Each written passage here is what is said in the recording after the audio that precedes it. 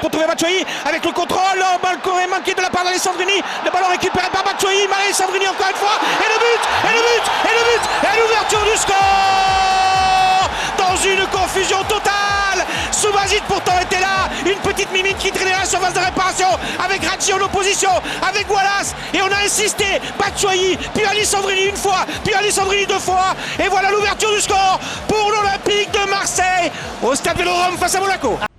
Le ballon de Coentrao, appel de balle au premier poteau, on a cherché l'égalisation avec ce ballon récupéré par Touré qui était là tout à l'heure sur la première occasion.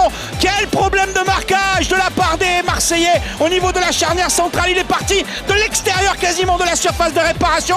Il s'est retrouvé tout seul pour récupérer ce ballon bien frappé par Coentrao. Touré qui avait mis la tête tout à l'heure sur le premier corner des Monégasques au-dessus du but de Steve Mandanda. Il égalise 5 minutes après l'ouverture du score d'Alessandrini sur ce jaillissement des Monégasques dans la surface de réparation. Il est tout simplement tout seul. Pour l'AS Monaco à la 38e minute avec Fabinho dans la surface de réparation du côté de Rekik, encore une fois libre de tout marquage. Il avait retrouvé sur son passage, sur sa frappe, Steve Mandanda sur une grosse occasion pour un 2-1 pour les Monégasques. La deuxième aura finalement été la bonne de la part de Fabinho avec ce ballon bien frappé, dégagement de Steve Mandanda. Il récupère la balle très très haut, il passe au milieu de 3 Marseillais, le relais avec Carrillo, Rekik est au pâquerette, il vient lui faire un crochet intérieur, Rekik qui glisse, et là tranquillement il l'ajuste dans le petit angle, dans l'angle fermé. Le but donc de la part de, non pas Fabinho mais de Touré doublé pour Touré, autant pour moi, Touré pour le deuxième but des Monégasques. On va le jouer rapidement, le coup franc, le corner, avec ce ballon centré, peut-être le ballon qui est mal renvoyé, Rekik, et l'égalisation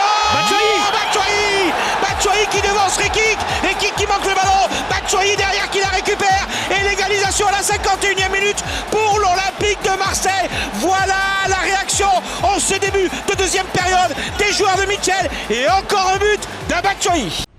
Bon but